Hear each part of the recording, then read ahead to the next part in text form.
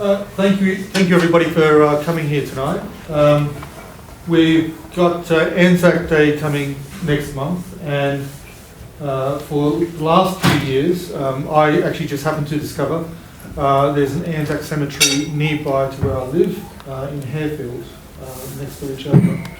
And I thought it's something that we're trying to promote with Engineers Australia. It is a little bit outside central London, although it is inside the M25.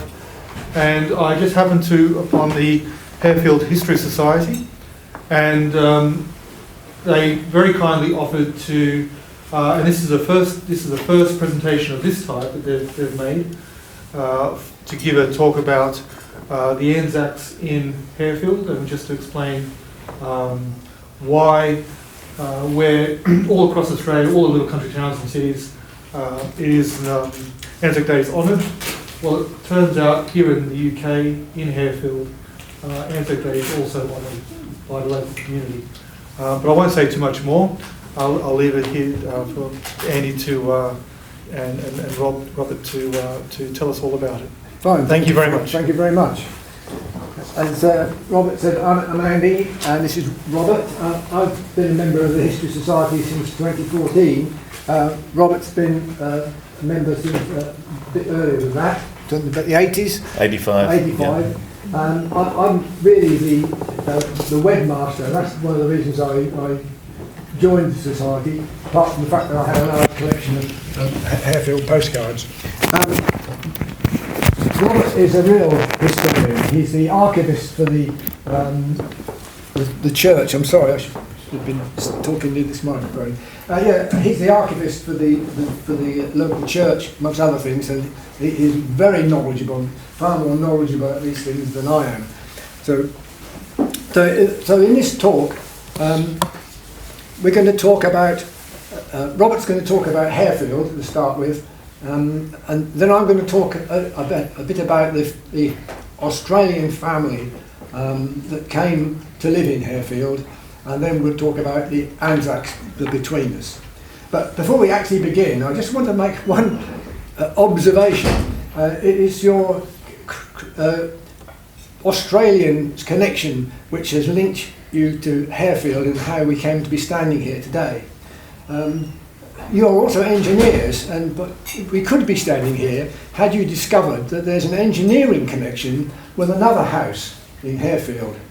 I don't know if you know of it, but there's a house called Harefield House, which in 1937 was purchased by the government for the Aeronautical Inspection Directorate, which they wanted to move out of the middle of London into the country to be safe from what they foresaw was the coming of the Second World War. And they also wanted to expand it. And there was a very interesting school built in this laboratory for teaching engineers the skills necessary for making and maintaining aircraft. But anyway, that's another story, but I thought it was just curious that there are two connections, of which only one of which you discovered. Anyway, so Robert's going to go first, so we'll just move on to the title. Here we go. And so over to Robert to tell you a little bit about Harefield. Right. Hello everybody.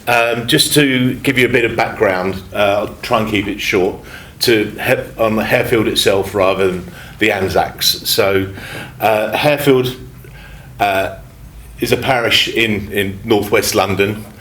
It's been, we've got records going back to Doomsday, but nothing prior to Doomsday. So this is the extract from the Doomsday book. I don't know if any of you are aware of what the Doomsday book is, but I can go into a bit more detail if you want. What it tells us is that Harefield was owned prior to Doomsday, but in Anglo-Saxon times, by Countess Goda, who was a sister of the Saxon king Edward the Confessor.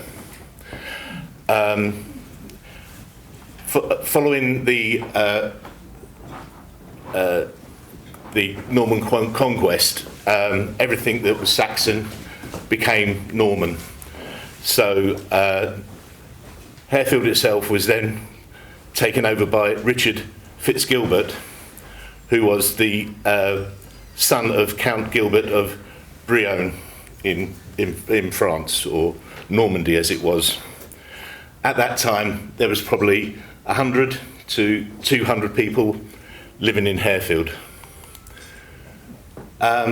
Moving on a little to 1400s, the manor of Harefield was purchased by the Newdigate family, who owned it from round about the mid 1400s to 1585, when one of the Newdigate family, John Newdigate, exchanged the estate with Sir Edmund Anderson. The Newdigates then moved up to Arbury Hall in Warwickshire, and vice versa. Anderson came to Harefield. The main reason for the Newdigates losing Harefield, which was quite crucially close to London, was his gambling debts. So, beware. Next slide, you can see the parish church, St Mary's, the Virgin. This dates in part back to the 1200s. And you can see the proximity to Harefield Place, which was the manor house of Harefield, where the Newdigates and later Sir Edmund Anderson resided. Very rural. Another picture of Harefield Church here.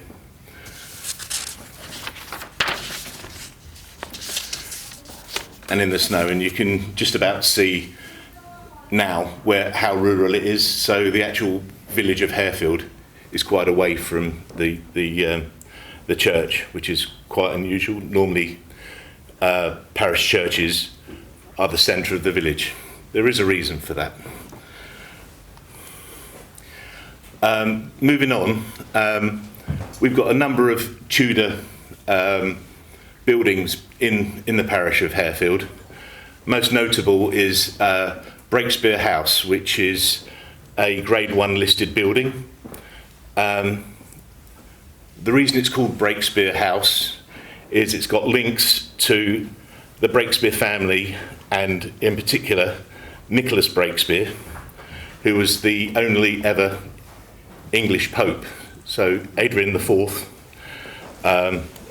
was his official title. So his family originally came from Harefield, and on the site of where Breakspear House is now. After the Breakspear family moved away around about the 1400s, the owner, George Ashby, who was clerk of the signet to Margaret Anjou, took control of and started building the what is now Breakspear House. So the central piece is a Tudor building, and as centuries have gone by, it's expanded. So the Ashby family have lived in Harefield for roughly 400 years, or had lived in Harefield for roughly 400 years. The grandson of the first Ashby, George Ashby, built a dovecote in the grounds. So that's been there since, again, 1400s, 1500, maybe early 1500s. Right, going back to Harefield Place, the manor house. Round about 1600, Countess of Derby, Alice Spencer, resided there and was owned Harefield effectively. This depicts her the monument in Harefield Church.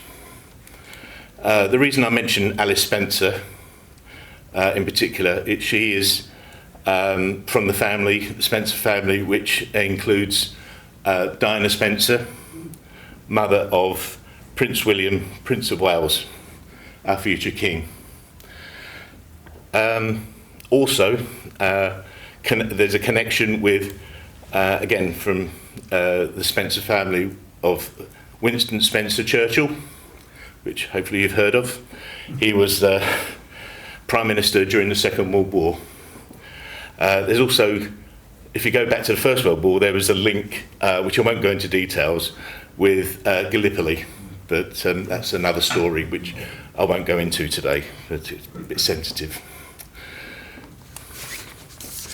Alice Spencer, on her death, bequeathed this building in Harefield, which is the almshouse, which was in 1632 for the poor widows of Harefield. So ever since that date, it's been used for the poor widows of Harefield.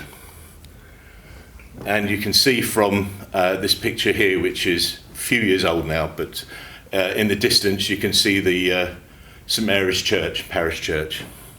So you can see the proximity, and this is on the road leading up to what is now Harefield centre, the village centre, the high street. So the manor of Harefield was sold back to the Newdigates, and has remained in the Newdigate family until roughly 1920, when they relinquished the manorial estate. Harefield, around about 1699, Richard Newdigate did a survey of Harefield, which showed that there was 600 people living in Harefield. So from 1086, Domesday Book, up to 1699, the population had trebled. By the time this picture was taken in 1900, the population was roughly 2,000. So again, quite quickly increased. I'll point out here, because it was a lightly industrial area, with a few factories, mainly down by the canal in Harefield. For leisure, one of the most popular things to do, for the gentlemen at least, was go to the inns and pubs. In the high street, which, bear in mind, it's a relatively small village, you can see the Rose and Crown, the first inn here. In the distance, you've got the King's Arms on the opposite the green, which we'll come on to later. And in between there's a Cricketer's Inn. So in quite a short space, you've got 3 pubs. If you turn around, you've then got the Rose and Crown on your right. On the left, you've got the Lord Nelson, and again in the distance, not that far in the distance, you've got the King's Head. So in one, in total, there was at this time there was 13 pubs in a small village. So that was one of the main pastimes for the gentlemen in the village, and maybe ladies. But getting a closer picture of the King's Head, as well as being a pub or an inn, it was also the butchers, local butchers. So it doubled up between the two. So that's Harefield in general, briefly. On to Harefield Park, which is part of the main talk. Harefield Park is on the very northwest boundary of Harefield. It's quite a large estate. In the 17th century, it was known as Rythes, and owned by John Pritchard, who was Bishop of Gloucester. What he was doing in Harefield, and Gloucester's 100 miles away, I'm not quite sure, but probably the proximity to London was popular. The current house, which you see here, was built by George Cook in the early 18th century, and stayed in the family. His son was also George Cook, and grandson was Sir General George Cook, who is famed for losing his arm if that's famous, in the Battle of Waterloo. So, and then he died in 1837 when it passed on to his brother, Sir Henry Cook, and then nephews, William, Vernon, and passed down through the families until 1898, when the Billyard Leakes, Charles and Letitia, sorry, there's another picture of Harefield Park, and the house is in the distance. So if I can hand over to Andy. Thanks. So yes, Charles and Letitia Billyard Leake, they came from Tasmania and they rented this house. Now, I thought it would be instructive to find out a bit about the Billyard Leakes as to what they did next is really engendered by what went before, their DNA, if you like. Because what they did was pretty amazing, I think. We'll start with Letitia. That's her dates of birth. We can see best on her family tree. She's there in the middle. And her grandfather, John Leake, and Elizabeth Leake, is her grandmother. He was an engineer and from Hull, and he grew up there, and he became worked in a company which he developed called it was a successful trading company called Travis and Leake. And by 1820, it expanded into Europe, and he was now managing a branch in Germany. He got 6 sons and 1 daughter, aged between 1 and 14, and he decided that although his business was doing well, the economic outlook in Europe was poor, and that his sons would have a better chance in life if he took advantage of the overseas settlement opportunities that were being offered, particularly in the British Empire. I think this was a fairly brave thing to do. I mean, he was now comfortably off, and he got this family, settled family. However, he wasn't. He was thinking as far ahead. So he sought advice from several influential people. He had contacts up in government and what have you, and they confirmed that this was a good idea, and he settled on Van Diemen's Land as the best place to go. One reason being that it was a penal colony in Tasmania, or in Van Diemen's Land as it was, and he could hire through the government labour. He had to pay, I mean, he didn't get it for nothing, but he could hire, he had a ready source of labour. So he set about gathering a huge cargo of goods, including food, clothing, tools, agricultural tools, engineering, domestic, household necessities, medicines, fabric, seeds, and 4 sheep. He brought this huge cargo, and that was just a small extract of the list of things that he gathered. And he booked a passage on a ship, and they set sail in October 1822. The journey was appalling, but I won't go into all that. That's all in the book, which I'll show you. They only had 1 stop en route. That was in Rio de Janeiro. They'd considered getting off, but it was pointless. So they stayed on, and in 6 months after they set off, they arrived in Hobart. He checked his family into a hotel, and then with his 2 eldest sons, he then went to see the governor. That's right, he went to see the governor and applied for some land. He had some excellent credentials and letters of introduction. He was awarded the maximum amount that the governor could allow, which was 2,000 acres of land. And the ones he was given was at a confluence of 2 rivers, 117 kilometres north of Hobart. Now, I don't know how he did it, but they went, his son, two sons and him went, and gradually they built this big business, sheep farming business up.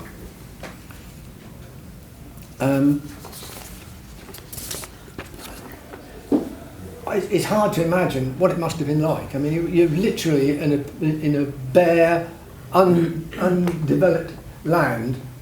First he had to stake out his 2,000 acres, he had to build somewhere to live, he had to keep the sheep alive, all this. How the sheep survived the journey, a 6-month journey on the ship, I really can't imagine. But anyway, he did do so. And by 1836, everything was going so well that Robert, which was one of his sons on there, the left one, the ones with pictures are the ones which were sort of irrelevant to the story. Robert joined an expedition to South Australia, where more land was being made available. And in 1838 he sent for his brother Edward and some sheep to start another sheep farm there in South Australia. After several false starts, they successfully established a thriving sheep farm in a place called Glencoe, which is still in South Australia, but it's about halfway between Adelaide and Melbourne. So now we move on to who Letitia's mother was. She was an attractive young Irish immigrant who had arrived in Australia with her parents and 8 siblings in 1853. She'd married a young bullock cart driver called Jim Clark, who worked for Edward Leake. Edward Leake was managing the farm in South Australia in Glencoe. Robert was back managing the farm in Tasmania. So this guy, this bullock cart driver, Jim Clark, was working for Edward Leake, and it was a bullock cart. Had about half a dozen or more bullocks pulling a huge cart, and it was for making deliveries of farm produce and sheep and what have you. And he went off on a journey and he disappeared. He never came back. When they realised he was missing, they sent out a search party. After 2 days of searching, they actually found his bullock cart with the load, but no sign of Jim. There's no way would he have abandoned it on purpose, because a bullock cart was a valuable thing. Anyway, I don't know how deep the investigation was, but fairly soon afterwards, Edward was smitten with Amanda, and although she was already pregnant, he married her, much against the advice of the more respectable branches of the Leake family. I mean, it was an extraordinary thing to do, particularly since he was already betrothed to somebody else. Anyway, when the baby was due, he sent Amanda off to a hotel in Portland in New South Wales, which is where the rest of her family was where they were living. When the baby was born, it only lived a few days, and so Edward had to go and collect her. And when he got there, she attacked him. She went completely mad, and in fact he was diagnosed eventually as having mania. And he took her to what's colloquially called a lunatic asylum in Tasmania, where she was being treated for this condition of mania. In August 1855, just like a year later, she was declared cured, and Edward was obliged to go and collect her. So she came back to Glencoe. Exactly how she lived and what their relationship was, but 3 years later she was pregnant again, and Letitia was born. So when Letitia was 1, so it was only a year later, her uncle Robert in Tasmania died, and he left his estate to Edward. So Edward now had the estate in Tasmania and the estate in Glencoe. I think Letitia had another child, but he doesn't feature in the story. 7 years later, so when Letitia was 8, her father died. Edward died, and he left everything to Letitia, but in a trust. managed by the other two brothers, Arthur and Charles, the respectable side of the family. It was in a trust which, until she was 21, there was a small legacy for Amanda, 150 a year and a few household goods, but that was it.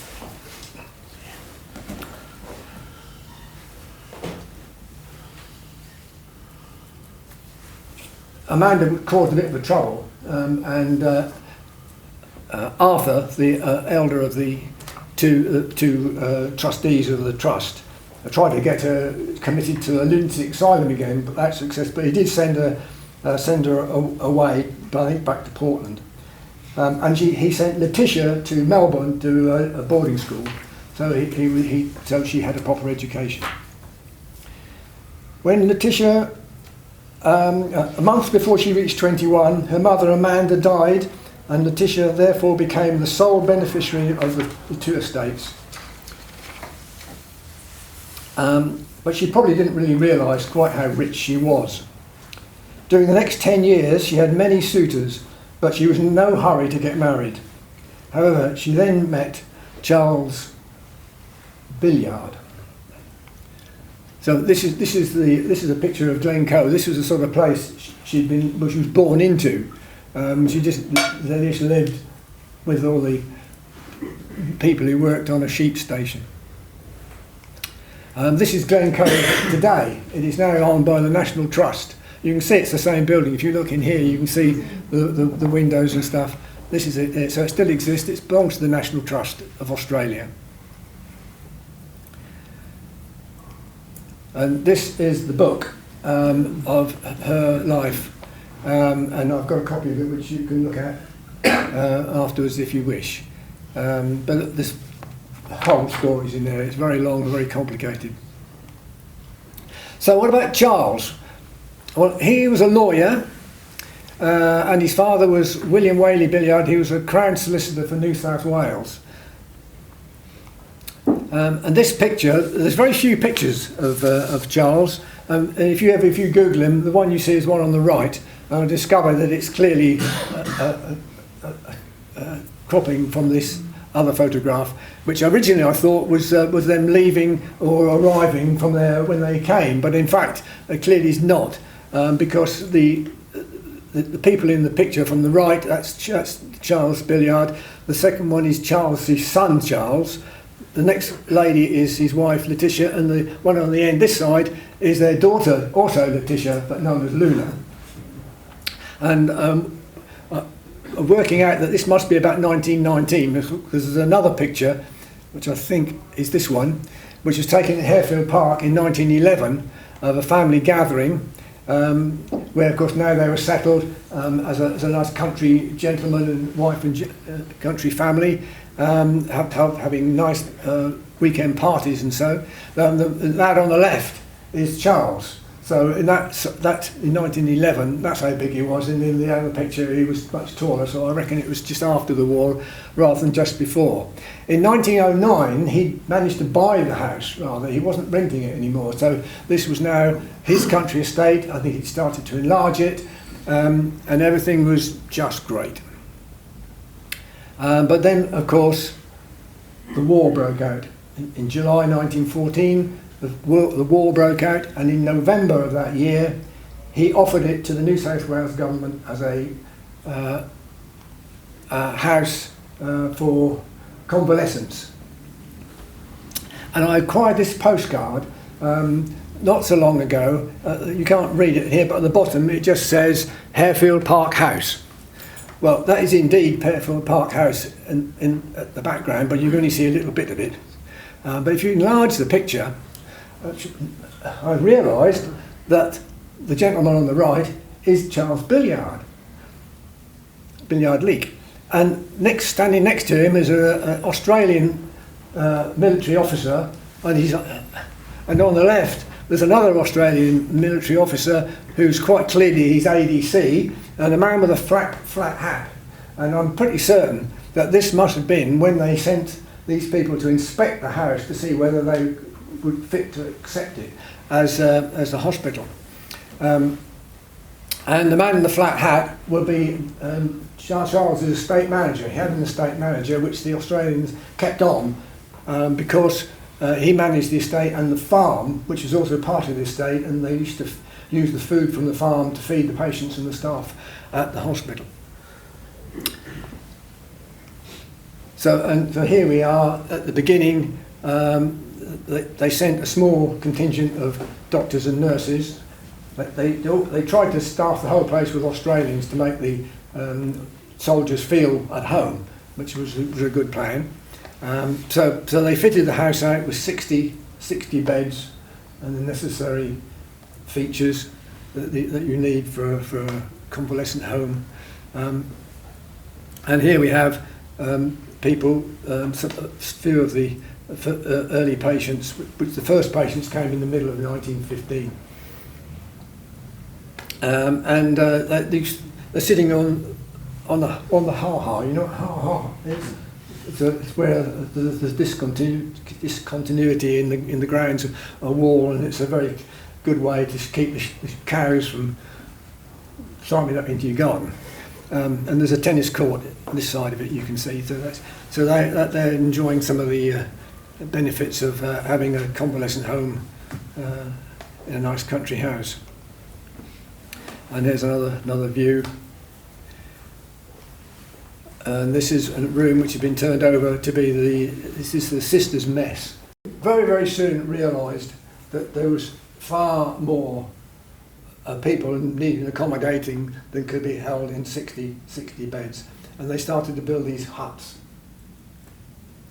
around the grounds, and it proliferated, became, I mean, unfortunately I haven't been able to find a plan of what it turned out to be in the end. I suppose with a careful examination of hundreds of these pictures we might be able to put a plan together, but I don't think it was planned. I think they just built some here and then they needed some more. They found another bit of the garden to build them in and so forth, but they became, as you see, there's another view looking across at the huts, and that they linked them together. They've got some covered walkways with huts going off to the sides. Here's a view from there's two lakes, one behind the other. So this is in between the two lakes. So there's a lake behind and a lake looking forwards, and you can see they built a walkway right across the ha-ha.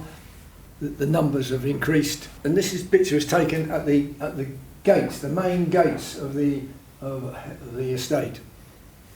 They built a sentry box, and on the left that building was the original gatehouse. And what you can't see on this picture, but you can see on this picture, which is the same gate, these folks are sitting on a bench which is on the village green. So the village green, right in the centre of the village, the gateway into the estate is right there, which is, I think, one reason why it's so integrated into the village. By this time, there was space for roughly 1,000 Australian servicemen. Obviously, some post Gallipoli, and obviously the Australians then were fighting on the Western Front. Some of the injuries were, it's not just convalescent, they were quite terrible, as you can see from this picture. It was very much a town within a village. There was probably more Australians at this time living, convalescing, being treated in Harefield Park than there were people living in Harefield itself. This is one of the workshops.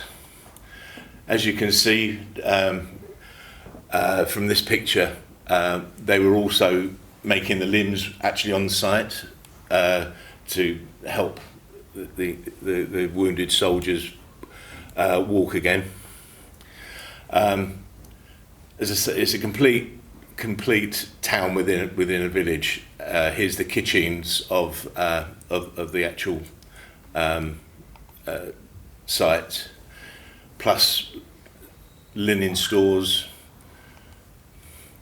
And this is a lovely picture of some of the nurses, Australian nurses, actually on the site. Looking at Andy's postcards, there's a number of postcards of the different wards within within the site of Harefield Park.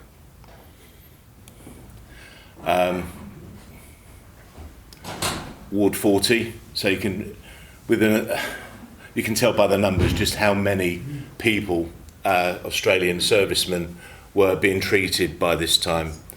The Australian Auxiliary Hospital number 1, I believe there was 3 in total around the country, around England. Again, another one of the wards.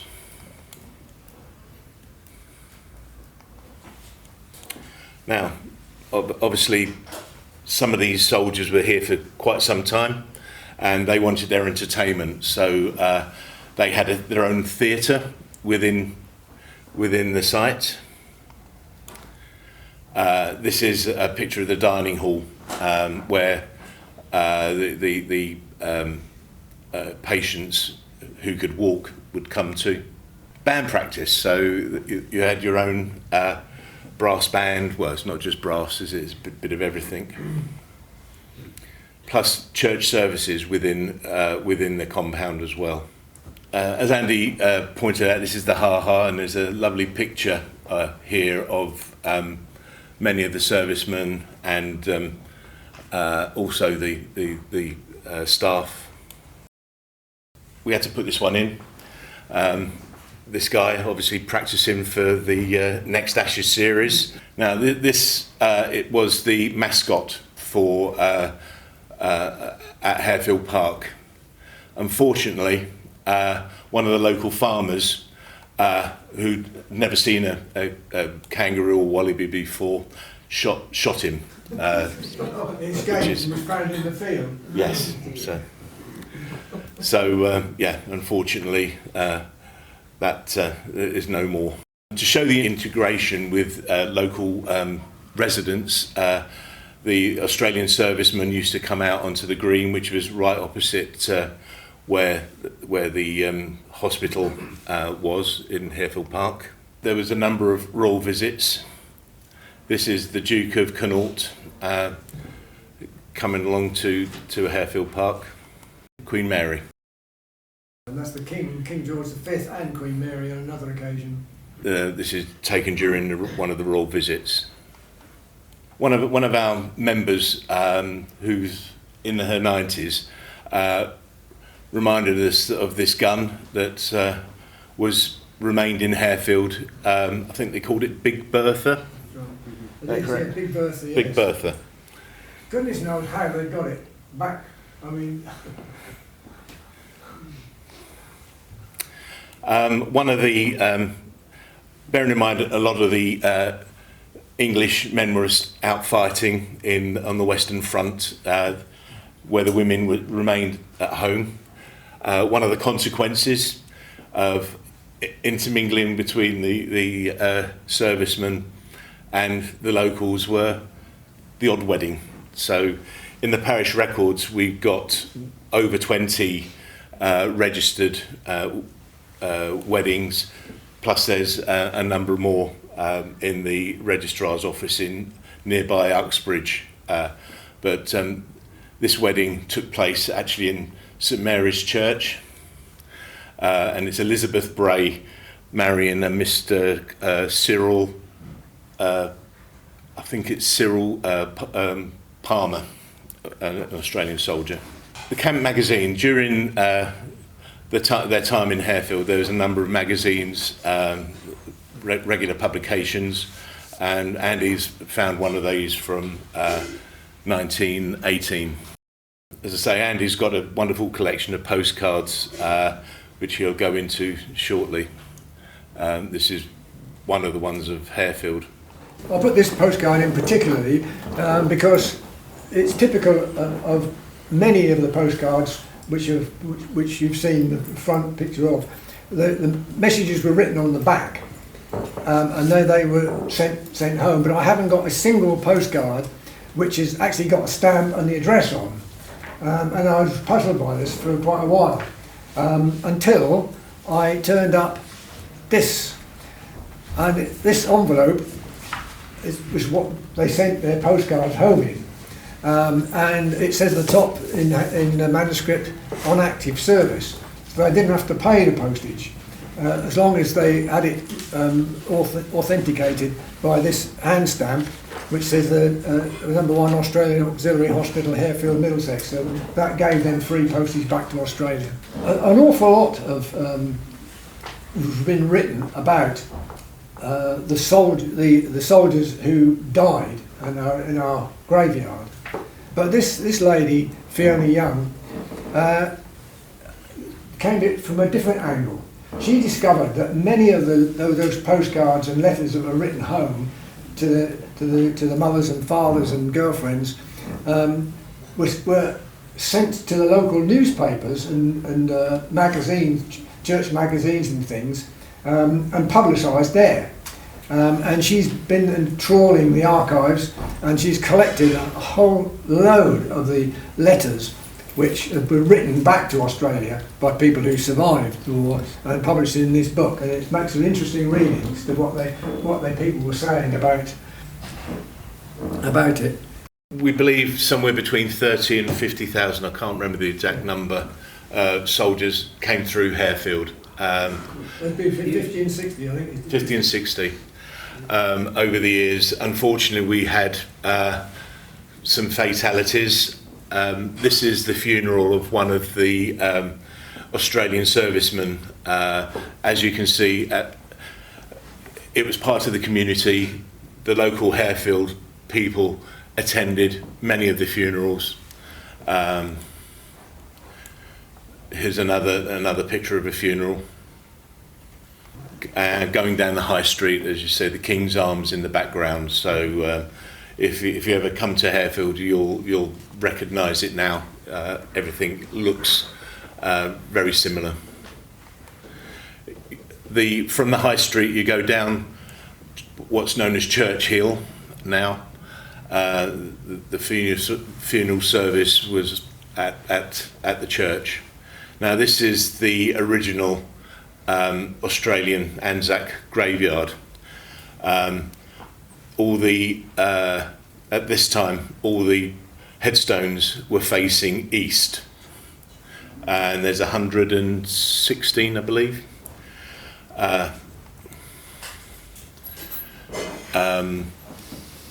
Another picture of the funeral. So this would have been at the time.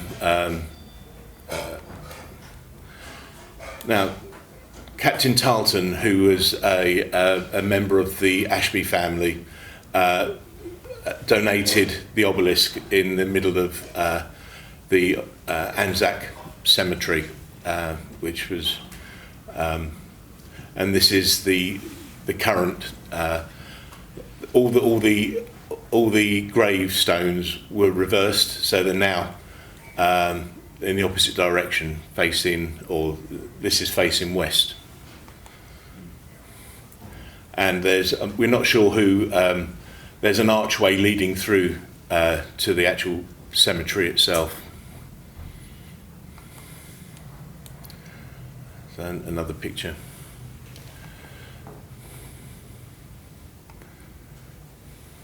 So this gives you an idea of how rural the church and the Anzac cemetery, which is part of the church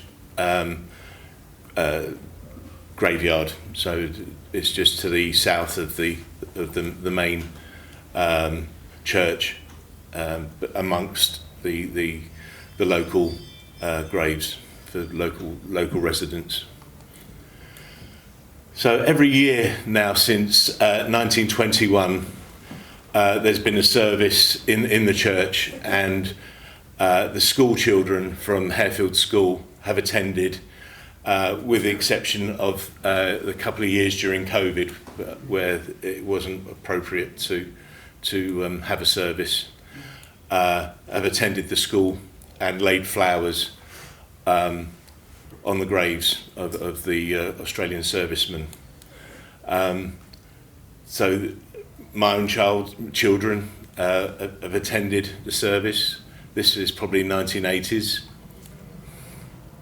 And one of the services with the church choir, who again attend every year with one of the vicars.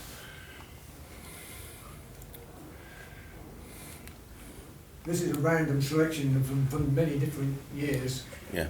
This one, for instance, Reverend Connor, who was the vicar of Harefield for the best part of 40 years.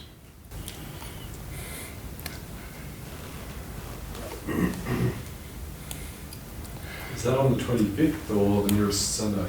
Mm-hmm. Is that on the 25th?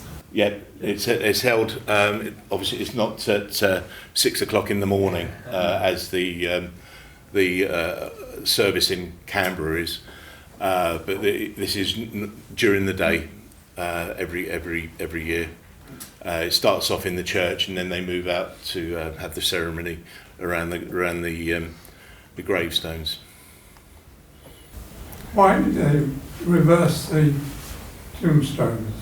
It's a good question, which I've asked, and well, we can't find any record of when they did it or why they did it. I know they did actually refurbish the graveyard, and they had to make it bigger, so they extended it off. But exactly why, we don't know. So it makes it when you go in now from the archway, which wasn't there originally, they're facing you, so that is possibly why they did it. But so is that the Commonwealth War Graves Commission? Yeah, yeah. They upkeep the cemetery. But the gravestones are unique in the cemetery. They're different to, if you go to the Western Front or any other gravestone for the soldiers, it's not of this style. It's different. this quilt, it was a thing done by the Red Cross to raise funds for the hospital during the war. It was in 1917. That people donated sixpence to engrave their sign. They sort of signed it, and then their signature was embroidered, and they were squares, and then when they've done they all sung together to make this quilt. There's a close up here. And they raised quite a lot of money, which was for the hospital, and that still exists. I don't know who's actually got. I don't know. It used to be in the parish chest, Yes. but Yeah. I'm not quite sure who's got it. I don't. Yes, It's brought out every year on Anzac Day. That's right. And this picture is 1919. It's these peace celebrations, and these are the steps of the Bellworks factory, and I put it up because you probably can't see it from there, but there are quite a number of Australian hats in the crowd there, so there's obviously still quite a lot of Australians around, although most of them have gone home. The hospital itself didn't actually close until sometime in 1919, because when the war ended there were still people in hospital who were ill, who needed more treatment, so it did actually continue for a while. And then there's this flag. When the first funeral was held, the local schoolmaster realised that they didn't have a flag over the coffin, so he got their school flag, which is this one, and dragged it over the coffin, and that when it was on the coffins for all the rest of the funerals during the war. And at the end of the war, the flag was given to the last commanding officer of the hospital to be given to a school in Australia, the one which he thought was the most appropriate, and he gave it to the school in Adelaide because they had sent lots of food parcels and stuff during the war. So that flag is still revered and is now in Adelaide. So, as I said, this is an aside really. But the news gets out. We were contacted a few years ago by this lady, Diana Wolfer, who's an author. She's writing a series of books, which are fiction but set in a historical background, a nice genre which I like. personally. And she wanted to set it in the historical setting of Harefield and the Anzac Hospital. And so she sought advice from the History Society to do that. But this book is a nice little book. I've got a copy of it. You can look at it if you like. But it's got Harefield Hospital in the back in the story. After the war, after the last of the inmates from the hospital were discharged, Harefield Park effectively reverted to the Billyard Leaks. However, our local council had their eyes on it because they were looking for a place for a TB hospital. And so they took over the hospital. They dismantled many of the wooden huts and reconfigured them. I know it's probably quite tricky to see from where you're standing, but if I just point here, there's this sort of gull wing shapes, and they reconfigured them with open fronts in these shapes facing south to get the sun and the fresh air, and because that was the treatment for TB, rest and fresh air basically, so it became the TB hospital, and it was pretty successful as that. Here's some ground level views of the huts. Here we go, open fronts, and this is another lot.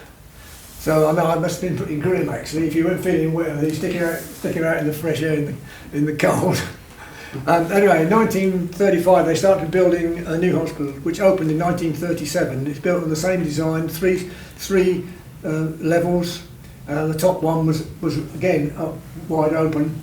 I mean, this hospital is what's there now, except it's got lots of stuff all built around it, and they've closed in the balconies. But I mean, that is now Harefield Hospital, or the core of it is there. It stayed as a sanatorium, TB sanatorium, until after the Second World War. It was about 1947 when they discovered a medical cure, which was based on penicillin, I think.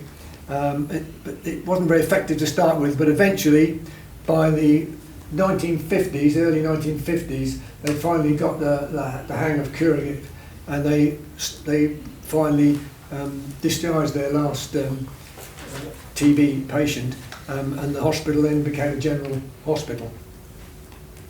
And it stayed like that for a while, and eventually they treated heart patients, and it became the famous heart hospital as it is now. The guy in the middle is Professor Magni Yacoub. Have you ever heard of him? But he's an Egyptian heart specialist. He performed his first heart transplant in Harefield in the early 1980s, and in 1984 I think he did the first heart and lung transplant in Harefield, and it's been a seat of excellence for heart and thoracic surgery right to this day. And in fact, it's actually the hospital has survived many threats of being closed, and it was aligned with another hospital for a while, but now it survived all these, and it's had more and more bits built onto it. And it is an absolutely thriving hospital. Magni Yacoub was a great one for getting exercise for the patients, and he used to run every year this charity run we used to do. The residents of the village would run a 5-mile circuit. There was a shorter circuit which the patients could walk if they couldn't run. But exercise is very good for if you've had a heart transplant to get yourself working again. This is just a few odd slides I put on the end, because we're almost at the end. This is the last photograph I've got of Harefield House, when you can actually see it. and during the general and heart hospital, at first, the earlier heart hospital years, it was used as a doctor's residence. There's a separate building, which there's no picture on this slide here, for the nurses. That was built quite a long time earlier, wasn't it? Yeah, yeah. Don't know the exact date. No, I don't know the exact date. So that's what the house looked like in 1996. In 2015, which I think I mentioned to somebody, was when I got involved with it. There was an exhibition, and it was they actually went right through. I took these snaps actually in the exhibition. They had big boards explaining the whole of the history of the hospital, and then there's the TB sanatorium years. And then the transplantation revolution in medical care. So that's all that sort of stuff. And this I took about 2 weeks ago. Is Harefield House, Harefield Park today. After the doctors moved out, the house was just left, and it started to deteriorate, and it got damp, and people complained. And so eventually the council made it a listed building, and that required them to preserve it. So they covered it in plastic, and for the last, how many is it? Must be 15, is it 20 years, 15 years? Yeah. It's been covered in plastic like that. We've asked permission to go in and see what state it's inside. They won't let us go in. I mean, it's in much better condition than the first lot of plastic they put around it. Soon sort of got ripped. It was a terrible mess. It's very sad to see it. I must admit, in the last 2 or 3 years, they've done an awful lot of work on the grounds. The two lakes became completely overgrown. All the trees all fell in, and it was a complete mess that got totally overgrown. In the last couple of years, they've really cleared it up, and it's really starting to look nice. What we're looking for, if you've got any ideas, we want somebody with a lot of money who wants to spend it doing up this house, because the hospital itself can't do it, the council can't afford to do it. We either need a huge lottery grant, or we need somebody who's enthused to come and restore the house, because the trouble is, it's not a particularly remarkable house in terms of some of these country houses. It's a big square building with a roof. You've seen some of the early pictures of it. It's a country house, but it's got a history. So, anyone's got any rich uncles, that's the thing. Yeah. So that's the story. That's the story. I've got some. I've got these books and one or two other things which some people are asking about. Let me just pull them out. Unfortunately, none of these are to give away. It's just I've only got one copy of each, but not quite sure. I'll pop them on these chairs here. I'll show you a couple here. This is a book about the Anzac Hospital. This is Harefield during World War One. Under English heaven, that's about the Anzac cemetery. It's got a list of all the graves, all the people in it. This is the novel book with the historical background. This is the accidental heiress with all the information about the leaks, and this is the letters home. Yeah, on the Diane Walfer book, there's actually a series of 3 books. Diane Walfer lives in Western Australia, and we were privileged when she came over to the UK to actually present to the History Society, which was lovely. So I highly recommend the books. If you've got children, all 3 are worth reading, so I recommend them. There's a book about the hospital, and then just to I didn't tell you I was going to do this.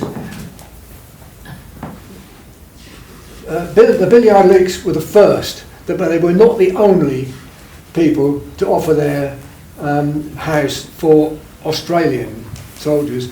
And this is a book which I discovered about a guy who was actually British, but who'd been out to and worked, or his ancestors had worked and lived in Australia, and he had a nice house in Bristol, and he offered his house as well. And it was, I think it was for officers. It wasn't one of the numbered hospitals, because you said there was 3. I actually looked them up the other day, and in fact there were actually 5. Number 4 was actually originally in Cairo, but it moved it to the UK, and it joined in with number 5. So there was actually 5 of those, not 3. Okay, that's it. Thank you. Thank you very much for coming here and giving us this really interesting story about the Australian connection with Harefield. I think it. I mean, for us, we have a few people from Engineers Australia attending the Anzac ceremony, but there's also the Memorial Day ceremonies. But we're all just to encourage all our members to attend if they can. It is inside the M25. It is just outside of London. It's thank you very much. Okay, for thank you.